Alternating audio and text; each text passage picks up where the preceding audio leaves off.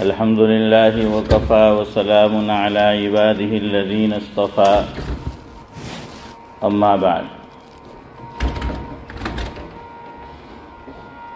وقد قال الله تبارك وتعالى في القرآن المجيد والفرقان الحميد أعوذ بالله من الشيطان الرجيم بسم الله الرحمن الرحيم قل إن كنتم تحبون الله فاتبعوني يحببكم الله ويغفر لكم ذنوبكم والله غفور رحيم قل أطيعوا الله والرسول فإن تولوا فإن الله لا يحب الكافرين وقد ورد في الحديث عن أبي هريرة رضي الله تعالى عنه قال قال رسول الله صلى الله عليه وسلم إنما جعل الإمام ليؤتم به فلا تختلفوا عليه فإذا كبر فكبروا وإذا ركع فاركعوا وإذا قال سمع الله لمن حمده فقولوا ربنا ولك الحمد وإذا سجد فاسجدوا أو كما قال عليه الصلاة والسلام رواه البخاری۔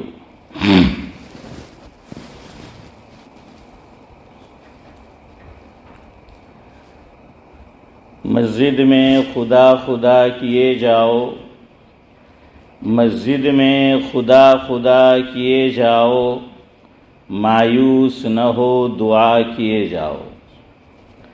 یہ اکبر الہ آبادی کا کلام ہے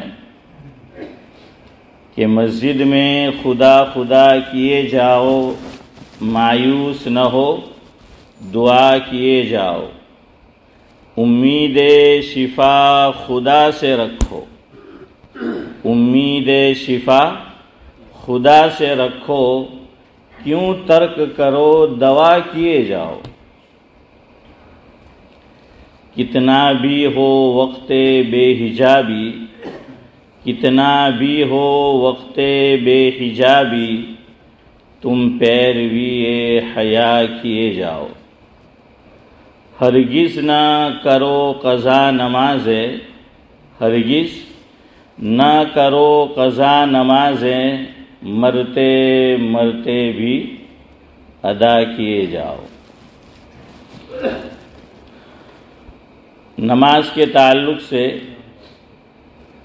کچھ باتیں آج کی مجلس میں آپ کے گوش گزار کرنی ہے۔ ایمان کے بعد سب سے بڑا مرتبہ دین اسلام میں نماز کا ہے، اور نماز ایسا عمل ہے کہ غریب ہو یا مالدار، مقیم ہو یا مسافر، مرد ہو یا عورت، تمام پر فرض ہیں، اور روزانہ کے اعتبار سے فرض ہے، ورنہ زکوٰۃ سال میں ایک مرتبہ ہے، روزہ سال میں ایک مرتبہ فرض ہیں، اور حج زندگی میں ایک مرتبہ، اور وہ بھی تب جب سارے شرائط پائے جائیں۔ لیکن نماز ایک ایسا عمل ہے اسلام کے اندر کہ ہر غریب اور مالدار پر، مقیم اور مسافر پر فرض رہتا ہے، ورنہ روزہ بھی دیکھیے غریب پر فرض تو ہے لیکن حالت سفر میں رخصت مل جاتی ہے اسے، لیکن نماز میں کوئی رخصت نہیں، حالت جنگ میں بھی رخصت نہیں نماز میں۔ قرآن کریم نے پورا طریقہ بیان کیا ہے کہ حالت جنگ میں کیسے نماز ادا کرنی ہے، اور ہمارے بڑوں نے یہ کام کر کے بھی دکھایا مجھے اور آپ کو۔ نواسۂ رسول حضرت حسین رضی اللہ تعالی عنہ نے جو نماز ادا کی حالت جنگ میں، اس کا نقشہ کسی نے یوں کھینچا ہے کہ نہ مسجد میں، نہ مندر میں، نہ بیت اللہ کے سائے میں، نہ مسجد میں، نہ مندر میں، نہ بیت اللہ کے سائے میں نماز عشق ادا ہوتی تھی تلواروں کے سائے میں۔ تو مسلمان تلواروں کے سائے میں بھی نماز نہیں چھوڑتا اور نہیں چھوڑ سکتا۔ شاعر مشرق علامہ اقبال نے اسی کو کہا ہے کہ آ گیا عین لڑائی میں گر وقت نماز، آ گیا عین لڑائی میں گر وقت نماز، قبلہ رو ہو کے زمیں بوس ہوئی قوم حجاز۔ ایک ہی صف میں کھڑے ہو گئے محمود و ایاز، نہ کوئی بندہ رہا نہ کوئی بندہ نواز۔ یعنی نماز ایسا عمل ہے کہ اس میں باس اور اس کا ورکر، خادم، وہ بھی ساتھ کھڑے رہیں گے، ورنہ بہت سے باس ایسے ہوتے ہیں کہ خدام ان کے ساتھ بیٹھ کے کھانا نہیں کھا سکتے، ان کے ساتھ بیٹھ کے چائے نہیں پی سکتے، ان کے ساتھ بیٹھک نہیں کر سکتے، لیکن نماز آئے گی تو چاہے وہ ملینر ہو، بلینر ہو، لیکن اس کا ورکر اس کے بازو میں کھڑا رہے گا۔ بہرحال نماز اتنا امپورٹنٹ عمل ہے، الحمدللہ اللہ تعالیٰ نے ایک حد تک مجھے اور آپ کو اس کی توفیق عطا کر رکھی ہے کہ ہم لوگ نماز کی روزانہ کے بیس پر پابندی کرتے ہیں۔ اللہ تبارک و تعالیٰ مرتے دم تک یہ سلسلہ قائم رکھے، ہمیں استقامت نصیب فرمائے عافیت کے ساتھ۔ لیکن ایک چیز کی جانب متوجہ ہونے کی ضرورت ہے، خالی نماز پڑھنا کافی نہیں ہے۔ اسی لیے پورے قرآن کریم میں مفسرین لکھتے ہیں اللہ نے یہ نہیں فرمایا کہ نماز پڑھو، یہ نہیں فرمایا، بلکہ فرمایا اقیم الصلاۃ، اقام الصلاۃ، یقیم الصلاۃ، یقیمون الصلاۃ۔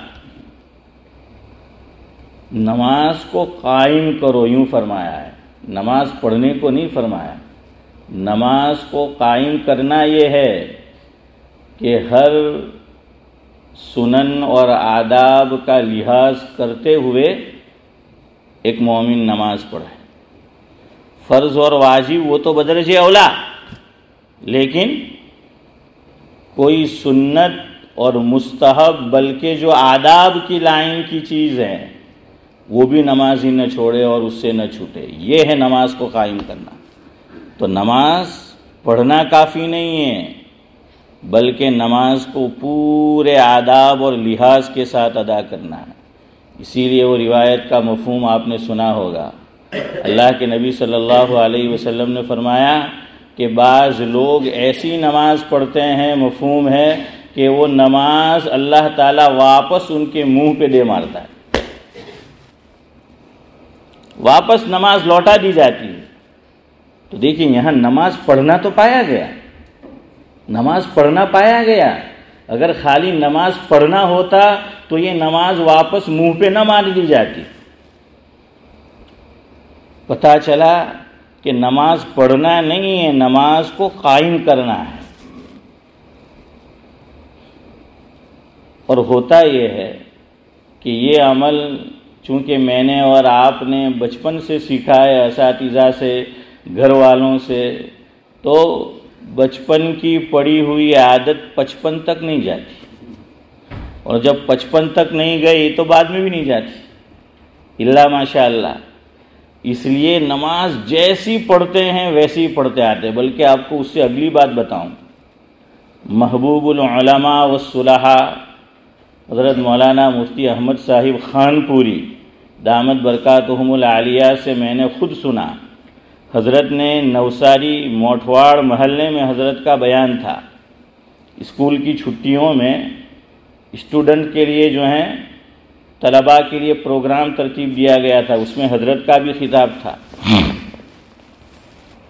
حضرت نے اس میں فرمایا جس کا مفہوم یہ ہے کہ وضو اور نماز یہ دو ایسے عمل ہے کہ ایک عالم دین بھی، حافظ قرآن بھی، یہاں تک کہ مفتی صاحب بھی بچپن سے جیسا وضو اور نماز سیکھا وہ ویسے ہی پڑھتے رہتے ہیں، حالانکہ وہ کیا بن گئے ہیں؟ حافظ قرآن ماشاءاللہ، عالم دین، بلکہ مفتی صاحب وہ بن چکے ہیں، لیکن وہی وضو اور نماز جو بچپن میں سیکھا ہے اسی طرح جو ہے وہ عمل ہوتا رہتا ہے۔ آپ کو میں نے 2 ہفتے پہلے بتایا تھا کہ ایک صاحب پڑوس کی بستی میں رہتے ہیں، وہ مجھ سے کہنے لگے کہ مول صاحب میں یہاں نماز پڑھنے آتا رہتا ہوں مسجد قباء میں، تو میں نے آپ کے بعض مصلیوں کو دیکھا کہ وہ امام سے پہلے رکن میں چلے جاتے ہیں، رکوع میں امام سے پہلے چلے گئے، سجدے میں امام سے پہلے چلے گئے۔ تو وہ کہنے لگے کہ بعض مقتدی ایسا کرتے ہیں، تو آپ ذرا اس پہ روشنی ڈالیں اور لوگوں کو بتائیں۔ تو میں نے ان سے وعدہ کیا تھا کہ انشاءاللہ العزیز وقت آنے پر میں بتاؤں گا تاکہ سب سے پہلے مجھے خود فائدہ ہو اور اس کے بعد ہم تمام کو اللہ تبارک و تعالی صحیح معنی میں اس پر عمل کرنے کی توفیق مرحمت فرمائیں۔ بلکہ وہ صاحب ابھی میں دیکھ رہا ہوں موجود بھی ہے مجلس میں، ہاں وہ موجود ہے، ابھی تشریف لائے۔ دیکھیں شریعت مطہرہ نے کہیں ہمیں تنہا نہیں چھوڑا ہے، حضور نے ایک ایک چیز ہمیں بتائی۔ شروع میں نے جو روایت پڑھی اس میں اللہ کے نبی صلی اللہ علیہ وسلم نے فرمایا انما جعل الامام لیؤتم بہ۔ مفہوم یہ ہے کہ نماز میں امام اس لیے بنایا جاتا ہے، نماز میں امام اس لیے ہوتا ہے کہ اس کی کیا کی جائے؟ پیروی کی جائے، اس کی پیروی کی جائے، اس لیے امام ہوتا ہے۔ اور اگر امام کے پیچھے بھی اپنی من مرضی چلانی ہے تو پھر امام کے پیچھے نماز پڑھنے کی کیا ضرورت؟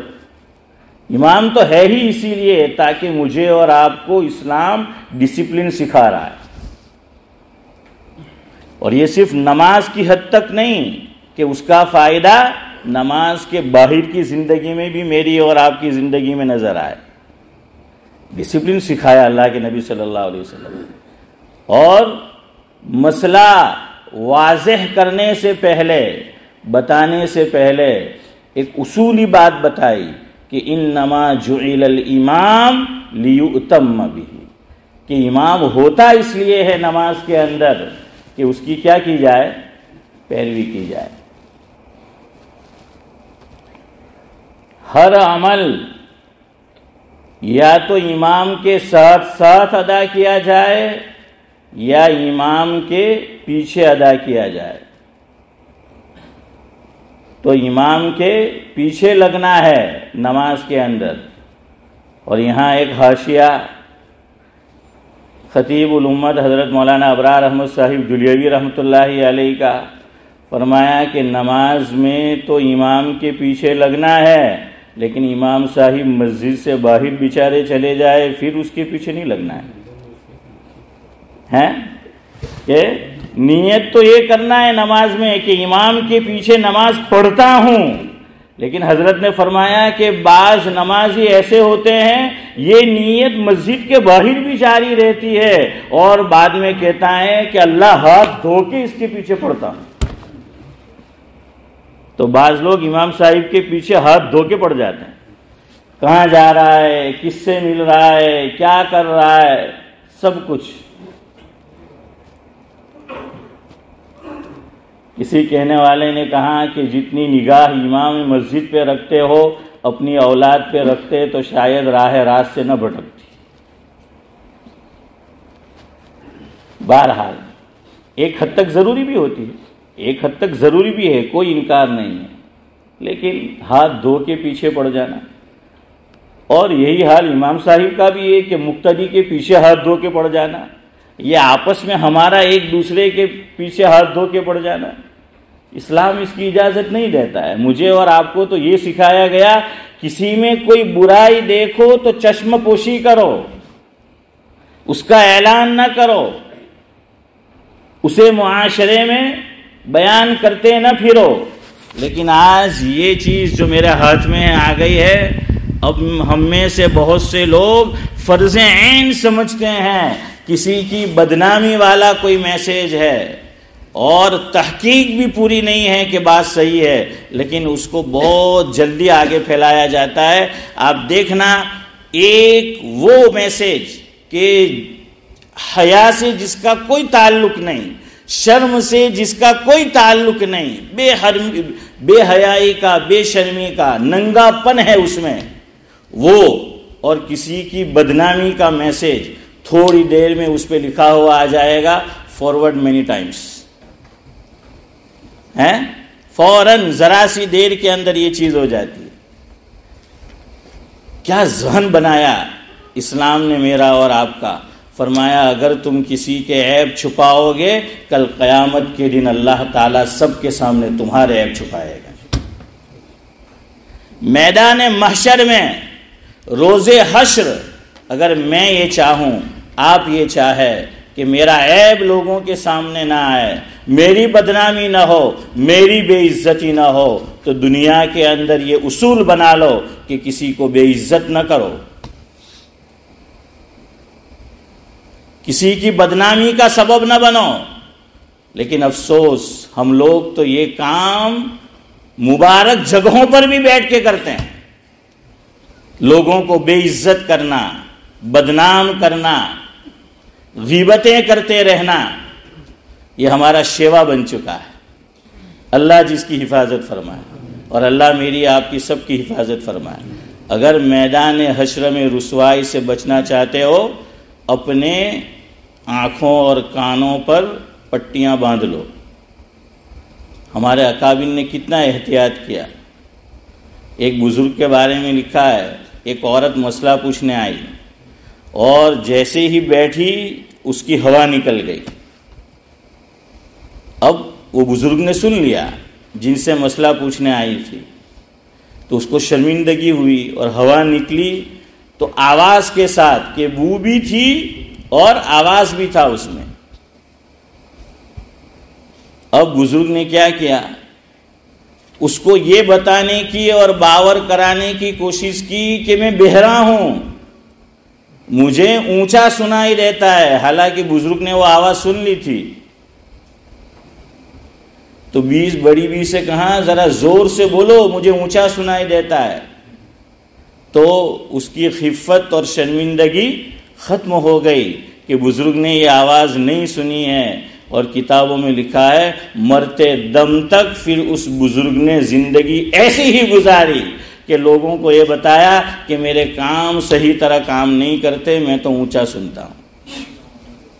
میرا اور آپ کا معاملہ تو الٹا ہے، نیند میں ہم پورے نہیں ہیں، لوگ آپس میں بات کر رہے ہیں راز کی، تو اتنے ہوشیار کہ اب تک تو خراٹے نہیں لے رہے تھے، لیکن اب ہاں وہ خراٹے بھی لیں گے، تاکہ یہ دونوں کیا سمجھے کہ یہ تو بالکل بحر نوم میں غرق ہو چکا ہے، اور پھر اس کی باتیں سنیں گے۔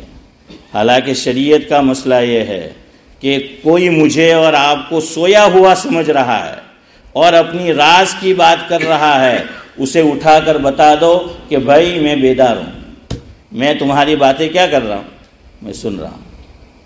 یہی مسئلہ یاد رکھو۔ ہماری آفس نیچے ہے مسجد کی، آفس میں مسجد کی کوئی میٹنگ ہو رہی ہے، سیکریٹ ہے، آپس میں ذمہ داروں کی ہے، تو جو لوگ وہاں بیٹھے ہو اٹھ کے چلے جانا چاہیے قریب میں۔ کیوں؟ یہ آوازیں کان میں پڑے گی، ہو سکتا ہے کان میں آئے اور ہم گناہ کا سبب بن جائیں، ہم سنیں اور اس کو بعد میں راز کو فاش کر دے۔ حالانکہ دین نے تو یہ تعلیم دی کہ مجالس کیا ہے، المجلس بالامانہ، یہ تو امانت ہے۔ وہاں جو لوگ بیٹھے ہیں ساتھ میں وہ باہر نہیں کہہ سکتے، یہاں تو باہر کا آدمی سن کے باہر پھیلا رہا ہے، بہرحال تو میں آپ کو یہ بتا رہا تھا، امام اس لیے ہے کہ اس کی پیروی کرنی ہے۔ کیسی پیروی کرنی؟ حضور نے فرمایا آگے فَإِذَا كَبَّرَ فَكَبِّرُوا، امام جب تکبیر کہے تم اس کے بعد تکبیر کہو۔ وَإِذَا رَكَعَ فَارْكَعُوا، امام رکوع میں جائے اس کے بعد تم رکوع میں جاؤ۔ کچھ لوگوں کو آپ دیکھیں گے امام صاحب جہری نماز ہے، مان لو انا اعطینٰ پڑھ رہے ہیں، امام صاحب نے پڑھا فصلی لربک وانحر ان شانئک ھو الابتر، ابھی امام نے اللہ اکبر نہیں کہا کہ وہ صاحب دونوں ہاتھ چھوڑ دیتے ہیں۔ دیکھنا آپ، اور پھر بعض مرتبہ ابھی اس نے کہا اس سے پہلے چلے جاتے ہیں۔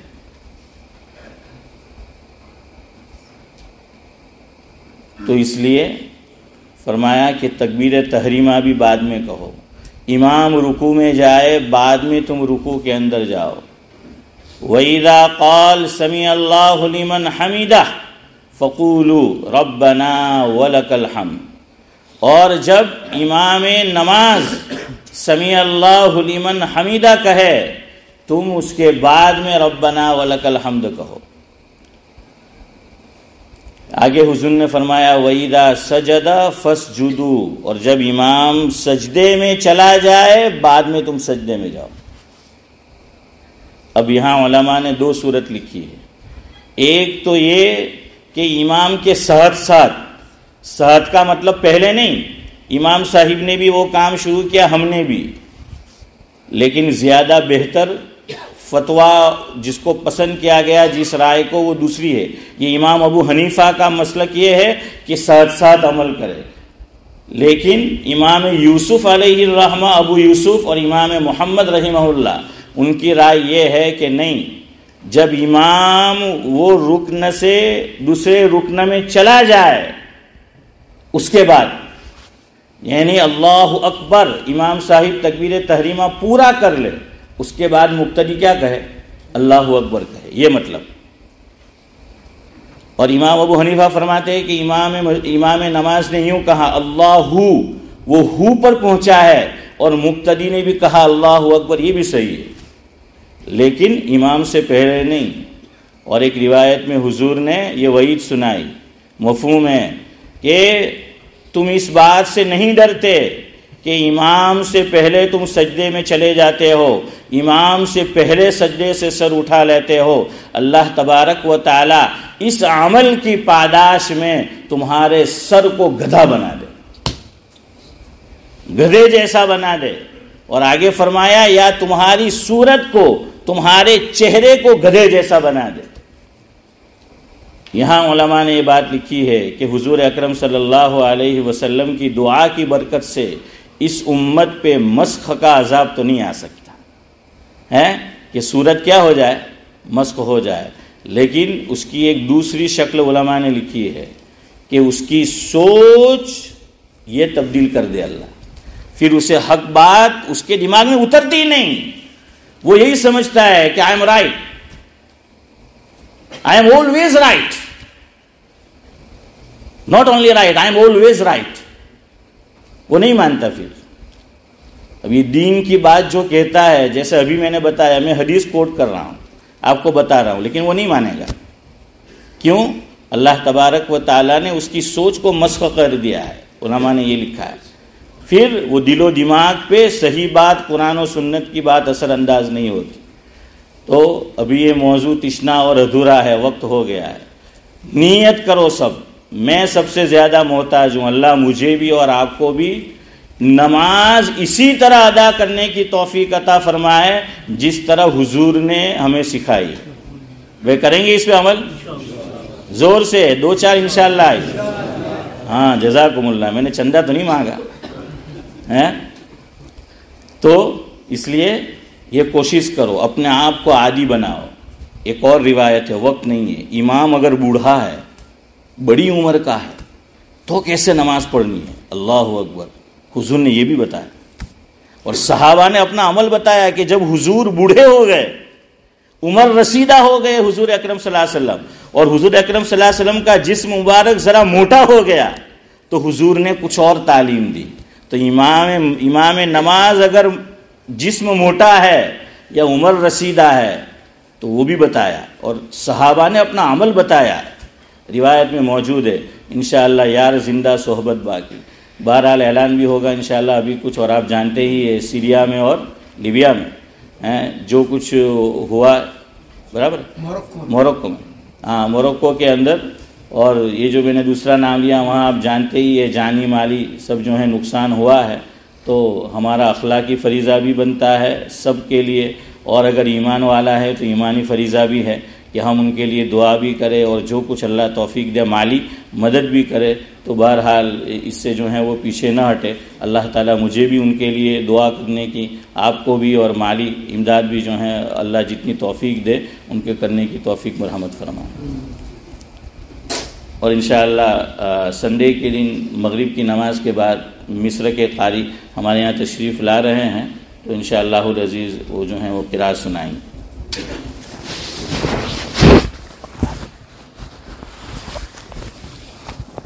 اللہ